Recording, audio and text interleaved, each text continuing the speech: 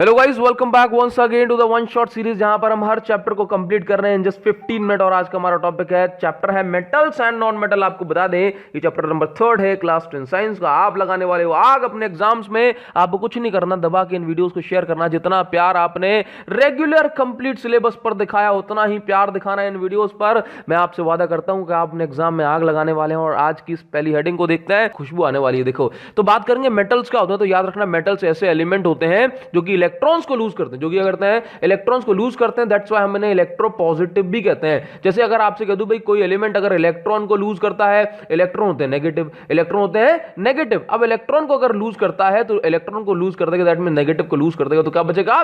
Positive. तो भाई electrons कैसे हैं? इलेक्ट्रो, दैट मीन मेटल कैसे हैं? बोला इलेक्ट्रो पॉजिटिव। एग्जांपल के तौर पे आपने सुना होगा सोडियम, पोटेशियम, कैल्शियम, मैग्नीशियम, ये सारे के सारे देख रहे हो ना, ये सारे के सारे पॉजिटिव पॉजिटिव पॉजिटिव पॉजिटिव। तो सारे मेटल ऐसे होते हैं इलेक्ट्रो पॉजिटिव। अब बात करेंगे मेटल्स की कुछ प्रॉपर्टीज होती हैं भाई, मेटल्स की कुछ प्रॉपर्टीज। तो पहली प्रॉपर्टी है कि मेटेलिक लस्टर। मेटेलिक लस्टर का मतलब है मेटल्स मोस्टली कैसे होते हैं? प्योर स्टेट में ये इनकी सरफेस शाइनी होती है। जैसे कि मान लो आप गोल्ड को देख लो, सिल्वर को देख लो, प्लेटिनम को देख लो, तो इस प्रॉपर्टी को बोलते हैं metallic lustre. That means property of shiny surface. Okay, now बात करेंगे मेटल्स कैसे होते हैं। बोला मेटल्स होते हैं डक्टाइल। डक्टाइल का मतलब है लचीलापन। लचीलापन का मतलब समझते हो कि हम इनको जो है डिफॉर्म करते इनको इनके वायर के फॉर्म में ड्रॉ कर सकते हैं। तो gold is the most ductile metal, है ना। आप देख रहे हो कि यहां पर हमने एक चेन दिखाई हुई है ना। केवल इस चेन को ध्यान देखना है। देखो, आप इस गोल्ड की चेन को कितनी ज्यादा थिन है, तो आप इस गोल्ड की चेन को और भी ज्यादा थिन बना सकते हो। तो gold is the most ductile metal. आप इसको ट्रांसफॉर्म कर सकते हो in the shape of wires. तो आप इसको याद रखिएगा, ductility is the property due to which we can we can transform a metal into wires. Okay, now तो अब बात करेंगे मेलिएबिलिटी। भाई मेलिएबिलिटी इतनी शानदार प्रॉपर्टी है किसी मेटल की कि हम इसको ठोक के हम इसको ट्रांसफॉर्म कर सकते हैं थिन शीट्स के फॉर्म में। किस फॉर्म में? थिन शीट के फॉर्म। जैसे मान लो अगर हमारे पास ये मेटल का एक पीस है, ओके, हम इसको ठोक के इसको ट्रांसफॉर्म कर सकते हैं थिन शीट में। बात यहीं पर नहीं थमती, हम इस शीट को इतना ज्यादा थिन बना सकते हैं कि ये ट्रांसपेरेंट हो जाएगी। दैट मीन हम इसके आर पार भी देख सकते हैं। और ये जो शानदार प्रॉपर्टी है बोला मेटल्स के पास होती है। लेकिन gold is the most malleable metal. इसको पीट के बोला इतना थिन बना सकते हैं कि इसके आर पार भी हम देख सकते हैं। एग्जांपल के तौर पर रदरफोर्ड गोल्ड फॉयल एक्सपेरिमेंट था, इसमें मेटल की, इसमें गोल्ड की थिन शीट को इतना थिन बना दिया कि ये एक तरह से इनविजिबल हो गई थी। और यहां से हमने एटम की डिस्कवरी आसानी से कर पाई। आगे बात करेंगे हाई डेंसिटी। तो जो मेटल्स हमारे होते हैं उनकी डेंसिटी यूजुअली बहुत हाई होती है। यूजुअली मतलब ज्यादातर केसेस में हाई डेंसिटी होती है, बिकॉज उनके पास जो स्ट्रक्चर होता है एटम्स का वो क्लोजली पैक फॉर्मेट में होता है। तो mostly metal have high density because they have very little space between them. तो ये अगर एटम है मेटल्स के, तो देखो पूरी तरह से पैक नजर आ रहे हैं और इनके बीच में जो एम्प्टी स्पेस है वो भी काफी कम है। ओके, तो ये क्या है भाई? डेंसिटी का मतलब होता है कि किसके मॉलिक्यूल कितने पास में है, तो इनकी डेंसिटी होती है काफी हाई। दैट मीन इनके मॉलिक्यूल बहुत ज्यादा पास में है। अगली प्रॉपर्टी की बात करेंगे, that is good conductor of heat and electricity. तो जरा सोचना कि भाई मेटल्स क्या होते हैं? मतलब गुड कंडक्टर होते हैं हीट एंड इलेक्ट्रिसिटी का। अब इसका मतलब क्या है? इसका मतलब यह है कि भाई इनके पास होते हैं बहुत ज्यादा फ्री इलेक्ट्रॉन। यही इसका रीजन है। क्या होता है? प्लस इसके पास क्या है? बोला बहुत ज्यादा फ्री इलेक्ट्रॉन्स होते हैं। आपको बता दें भाई कंडक्टर का मतलब होता है अलाउ करना। क्या होता है? बोला अलाउ करना। जरा ध्यान से देखना यहां पर कि मान लो कि ये है एक अपने पास बस का ड्राइवर और ये बस चला रहा वाला धूम मचाले धूम। अब ये क्या है? बोला ये है कंडक्टर। अब यहां पर है पीछे बस का गेट और यहां पर क्या है? बोला एक पैसेंजर है, मान लो कि आप हो। अब आपने कहा बोला भैया दिल्ली चलोगे? बोला नहीं, लंदन जाऊंगा। इसका मतलब क्या है? वो आपको नहीं जाने देगा, आपको अलाउ नहीं करेगा। तो ये कैसा कंडक्टर है? बोले पुअर कंडक्टर। अगर बोला भैया चलेंगे, क्यों नहीं चलेंगे, तो उसका मतलब जाने देगा। और अगर जाने देगा तो ये है गुड कंडक्टर। आप यहां पर देखो कि ये जो इलेक्ट्रॉन्स हैं ये रैंडम मोशन कर रहे हैं, अपने एटम को छोड़ के दूसरे एटम में जा रहे हैं, अपने एटम को छोड़ के दूसरे एटम में जा रहे हैं। तो ये इलेक्ट्रॉन्स फ्री हैं। जैसे कि अगर आप यहां पर देखोगे कि ये एटम है, अब इस एटम का इलेक्ट्रॉन ज्यादा एनर्जी, देखो मान लो आपने क्या किया, आपने यहां से हीट दिया, अब हीट का एनर्जी, अब यहां पर इलेक्ट्रॉन्स को एनर्जी मिलेगी तो ये क्या करेंगे? रैंडम मोशन करेंगे। बोला अपने इलेक्ट्रॉन अपने एटम को छोड़ के जाना पसंद करेंगे। तो यहां पर मेटल्स के पास होते हैं फ्री इलेक्ट्रॉन। दैट मींस इसके जो इलेक्ट्रॉन्स होते हैं अपने मेटल को छोड़ करके, अपने एटम को छोड़ करके आगे बढ़ते रहते हैं, आगे बढ़ सकते हैं। तो इसको अपन बोलते हैं फ्री इलेक्ट्रॉन। फ्री इलेक्ट्रॉन क्या? जो अपने एटम को छोड़ के आगे बढ़ जाए, दूसरे एटम पर, तीसरे एटम पर चला जाए, वो हम उसको बोल सकते हैं फ्री इलेक्ट्रॉन। अब सोचो कि इनके पास क्या बोला? Free electron. इनके पास फ्री इलेक्ट्रॉन है, इसलिए क्या होता है कि यहां पर जो हीट एनर्जी मिली उसको आगे तक ये जाते जाते सप्लाई कर देते हैं। हैं, यहां पर जो आपने इलेक्ट्रिक एनर्जी दी उसको आगे तक सप्लाई कर सकते हैं। तो इस तरह से क्या होता है, इनके पास फ्री इलेक्ट्रॉन होने के कारण से ये good conductor of heat and electricity होते हैं, हीट एंड इलेक्ट्रिसिटी के गुड कंडक्टर होते हैं। जबकि नॉन मेटल के पास फ्री इलेक्ट्रॉन होते ही नहीं है।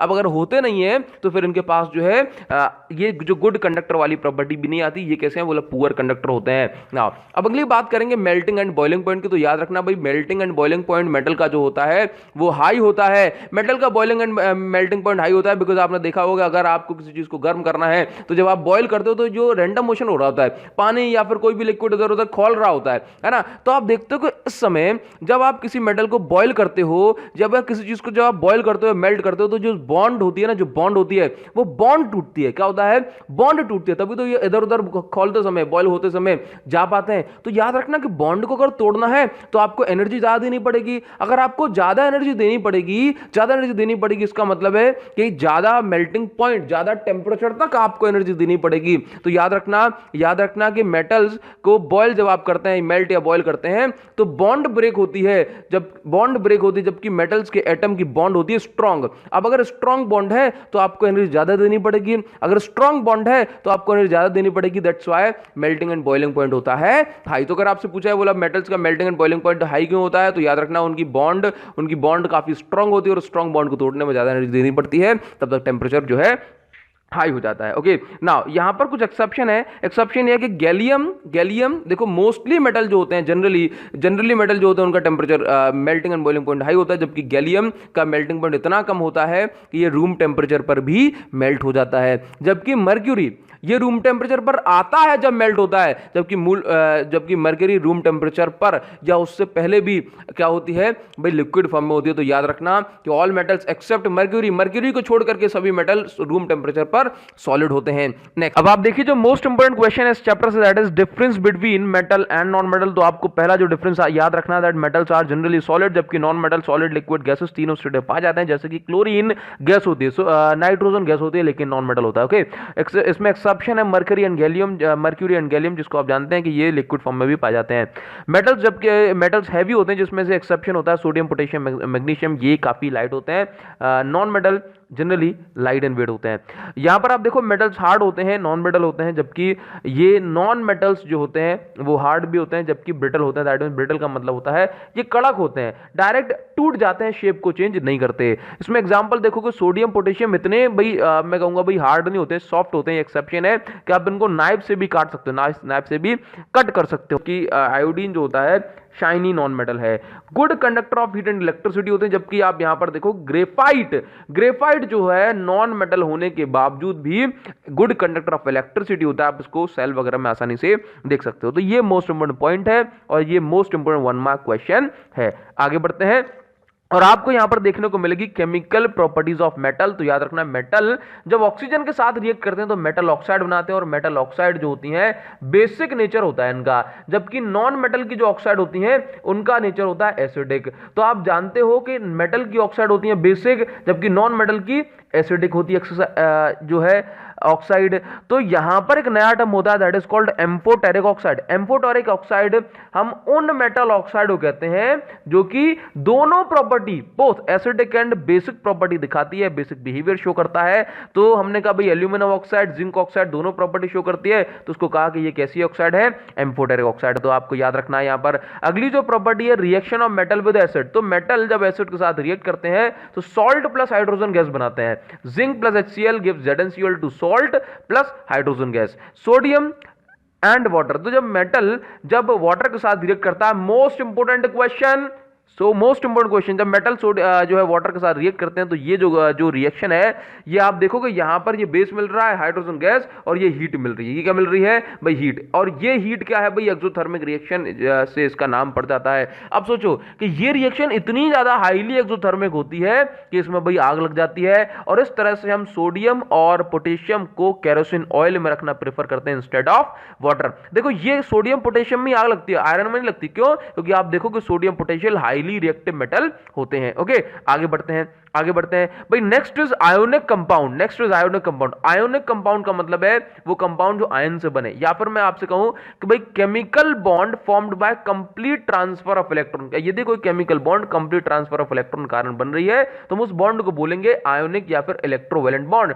जैसे आप जानते हो Na+Cl नेगेटिव, तो इसका इलेक्ट्रॉन इसमें चला गया है ना, अब ये इलेक्ट्रोस्टैटिक फोर्स जो है इनके बीच में बढ़ गया और ये चिपक के रह गए। चिपक के रह गए तो इन कंपाउंड को हम क्या बोलेंगे, आयोनिक कंपाउंड, या फिर क्या बोलेंगे, इलेक्ट्रोवैलेंट कंपाउंड। कैसे बनते हैं भाई, कंप्लीट ट्रांसफर से बनते हैं, कंप्लीट ट्रांसफर ऑफ इलेक्ट्रॉन से। ओके, अब इनकी प्रॉपर्टी देखेंगे भाई। बॉन्ड स्ट्रांग होगी तो high melting and boiling point होता है, ये रूम टेम्परेचर पर क्रिस्टलाइन होते हैं, जैसे कि NaCl है ना। अगर आप सॉलिड सॉल्ट देखोगे तो आपको जो क्रिस्टल्स को मिलेगा, इनका जो पैटर्न है वो रेगुलर होता है या फिर ज्योमेट्रिक पैटर्न हम कह सकते हैं।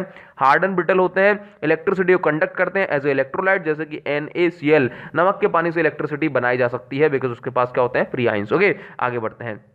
नेक्स्ट, एक्सट्रैक्शन ऑफ मेटल की बात करेंगे, दैट मींस मेटल्स को किस तरह से एक्सट्रैक्ट किया जाता है नेचर से। तो याद रखना, रिफाइनिंग प्रोसेस को कहा जाता है एक्सट्रैक्शन ऑफ मेटल। जिस तरह से आप ओर का मतलब होता है वो कंपाउंड जिनसे हम मेटल को निकाल सकते हैं, जिनसे हम मेटल को निकाल सकते हैं। और कहां पाया जाता है, बोला धरती में। चलिए आगे बात करते हैं। तो ये रिएक्टिविटी सीरीज है भाई, पोटेशियम, सोडियम है ना, ये कैल्शियम, इतने ज्यादा जो है रिएक्टिव होते हैं, इतने रिएक्टिव होते हैं कि जब वाटर इनसे रिएक्ट करता है तो ये काफी ज्यादा अमाउंट में हीट देते हैं। ओके, ये देखो, अब यहां से जब आप नीचे से ऊपर की साइड जाओगे तो ये रिएक्टिविटी बढ़ती चली जा रही है।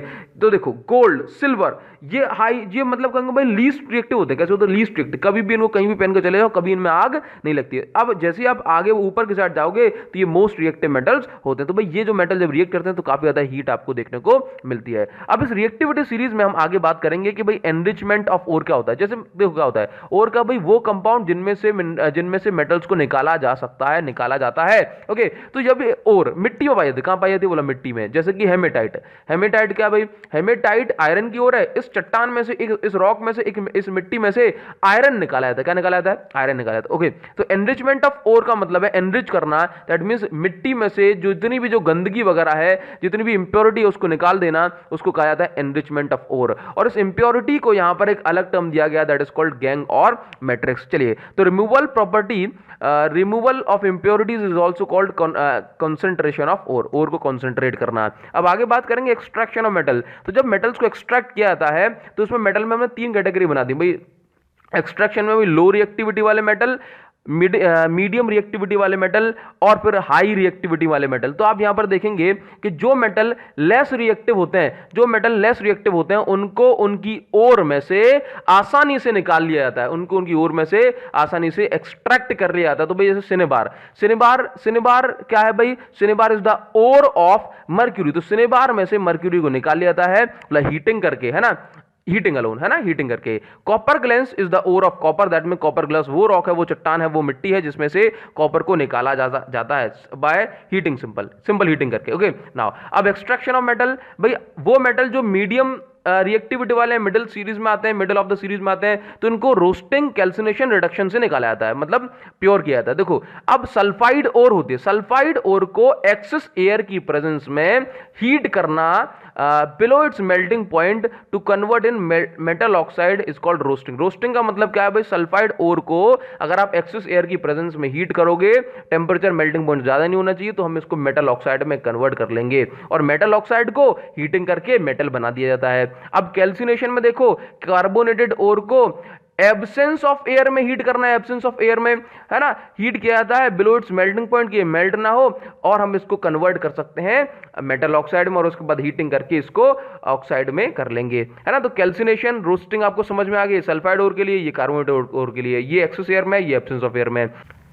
Next is reduction. तो रिडक्शन में क्या होता है कि मेटल ऑक्साइड को मेटल में कन्वर्ट करने के लिए मेटल ऑक्साइड को हीट करना पड़ता है किसी रिड्यूसिंग एजेंट के साथ, जैसे कि कार्बन की प्रेजेंस में हीट किया था तो क्या बन जाए, जैसे मान लो कि भाई किसी चीज को अपन ने आपके पास कोई मेटल है ना, आपके पास कोई मेटल है जैसे कि कैल्शियम ऑक्साइड, प्लस आपने इसको कार्बन की प्रेजेंस में हीट कर दिया। अब क्या होगा भाई, कैल्शियम अलग आ गया प्लस कार्बन मोनोऑक्साइड अलग हो गई। ये मैंने आपको छोटा सा एग्जांपल दे दिया, ठीक है। आगे बात करेंगे नाउ। तो यहां पर आप देखोगे एक्सट्रैक्शन, अब वो मेटल जो हाईली रिएक्टिव होते हैं जैसे कि सोडियम, पोटेशियम, अब इनका क्या होता है, इनकी इलेक्ट्रोलाइटिक रिफाइनिंग होती है, इनको हीट करके नहीं किया, बोला इतनी ज्यादा हाईली रिएक्टिव में आग लगाओगे तो आग लगी जाएगी, है ना। तो अब देखो, अब रिफाइनिंग प्रोसेस में क्या होता है कि जैसे मान लो अब ये अपने पास एक एनोड ले ली और एक कैथोड ले ली, एनोड को पॉजिटिव से कनेक्ट किया गया बैटरी को और इसको नेगेटिव से कनेक्ट किया गया तो उसको कैथोड कहा गया। अब यहां पर क्या होता है, यहां पर इंप्योर मेटल होता है। कैसा होता है, इंप्योर मेटल। कैसा होता है, इंप्योर मेटल। अब इसकी जो इंप्योरिटीज होंगी, आपने इलेक्ट्रिसिटी कंडक्ट कराई, इसकी जो इंप्योरिटीज होंगी वो एनोड मड मिट्टी के फॉर्म में नीचे आ जाएंगी। और यहां पर क्या होता है, कैथोड। ये कैथोड नेगेटिवली चार्ज है। अब यहां से आयंस निकलेंगे, कॉपर के आयंस निकलेंगे और उस इलेक्ट्रोलाइट के होते हुए बोला यहां पर चले जाएंगे। तो इलेक्ट्रोलाइटिक रिफाइनिंग में जो इंप्योर मेटल होता है उसको एनोड बनाया जाता है और नीचे एनोड मड इकट्ठी हो जाती है। अब यहां से क्या होता है कि जो Cu2+ आयंस यहां से इकट्ठे होकर के इस पर डिपॉजिट हो जाएंगे और हमें क्या मिल जाएगा, यहां पर प्योर मेटल मिल जाएगा। तो इस तरह से इलेक्ट्रोलाइटिक रिफाइनिंग होती है और यहां पर जो सॉल्यूशन है दैट इज कॉपर सल्फेट का सॉल्यूशन हमने ले लिया। Okay, salt solution. Okay, now अब बात करेंगे अलॉयज। तो होता क्या है भाई, मेटल्स में अलॉइंग एक मोस्ट इंपोर्टेंट फेनोमेना है। क्या होता है कि जनरली गोल्ड या फिर बहुत सारे जो मेटल्स होते हैं वो सॉफ्ट होते हैं। कैसे होते हैं, सॉफ्ट। अब इसको करना पड़ता है, अब अगर ये सॉफ्ट है तो हम इसको जो है अपने प्रैक्टिकल पर्पस के लिए यूज नहीं कर सकते। अगर यूज नहीं कर सकते तो फिर काम क्या आएंगे, तो हमें क्या करना पड़ता है, इनको कॉम्बिनेशन बनाना पड़ता है, इसमें कुछ मिक्सिंग करनी पड़ती है, मेटल या नॉन मेटल मिला करके, इनको अलॉय बनाया जाता है। अलॉय क्या करता है, कंपोजिशन की क्वालिटी को भाई इंप्रूव करता है। जैसे लेड और टिन को मिला दिया तो ये क्या बन गया भाई, सोल्डर बन गया। आयरन और कार्बन को मिला दिया तो स्टील बन गया। ओके, तो ये जो है अपनी अलॉइंग कहलाती है। अब याद रखना भाई, कोरोजन क्या होता है, तो कोरोजन यदि किसी मेटल की सरफेस पर ऑक्साइड की एक लेयर बन जाए तो ये लेयर मतलब एयर वाटर मॉइस्चर की प्रेजेंस में, तो ये लेयर क्या करती है, ये लेयर क्या करती है भाई, उस मेटल को डिकम्पोज धीरे धीरे डिके करना स्टार्ट कर देगी और वो मेटल खराब हो जाएगा। अब देखिए, कोरोजन से यदि हमें किसी मेटल को बचाना है तो याद रखना कि उस मेटल की सरफेस को एयर और मॉइस्चर के डायरेक्ट कॉन्टेक्ट में ना आने पाए, है ना, अदरवाइज जो है फिर कोरोजन हो जाएगा, ऑक्साइड की लेयर बन जाएगी। तो यहाँ इससे बचने के लिए हम ऑयलिंग ग्रीसिंग तो करते ही हैं ताकि सरफेस जो है डायरेक्ट कॉन्टेक्ट में ना आ पाए। लेकिन गैल्वेनाइजेशन एक मोस्ट इंपोर्टेंट जो है प्रोसेस है। इसमें क्या होता है कि किसी, जैसे मान लो ओरिजिनल मेटल अगर ये है, अब हम चाहते हैं कि इस मेटल की सरफेस पर जंग ना लगे तो इस पर क्या करते हैं, एक मोल्टन जिंक की लेयर चढ़ा देते हैं। क्या करते हैं, जिंक को मेल्ट करके इसके ऊपर लगा देते हैं और अब ये जो नॉर्मल सरफेस है ये डायरेक्ट कांटेक्ट में आने से बच जाएगी और हम रस्टिंग को प्रिवेंट कर सकते हैं। तो भाई गैल्वेनाइजेशन के अदर नेम क्या है, बोला जा कबूतर जा, भाई ये पढ़ा लिखा कबूतर है। अभी अगर बोला गैल्वेनाइजेशन को आप जिंक कोटिंग भी कहते हो, जिंक प्लेटिंग भी कहते हो, इलेक्ट्रोप्लेटिंग भी कहते हो और उसके साथ साथ जो है आप कवरिंग भी कहते हो। तो ये सारी बातें हैं इस चैप्टर के लिए जो कि मोस्ट इंपोर्टेंट है। और इसी के साथ साथ मैं आपसे कहना चाहूंगा भाई थैंक यू सो मच, और आप जो है बहुत शानदार अपने एग्जाम में परफॉर्म करें। इसके साथ साथ आपको वीडियो पसंद आई हो, आप चाहते हो कि इस चैनल पर बहुत सारा कंटेंट आपको इस तरह से मिलता रहे, आपके प्यार के लिए बहुत बहुत धन्यवाद। इस वीडियो को आप शेयर कर सकते हो और बहुत सारे स्टूडेंट तक इस वीडियो को पहुंचा सकते हो, जिससे मैं डायरेक्टली कहूंगा कि भाई इस चैनल की ग्रोथ होगी और आपको बहुत शानदार कंटेंट मिलेगा। Thank you so much guys, thanks a lot, see you in the next video, thanks for your all love, thank you guys.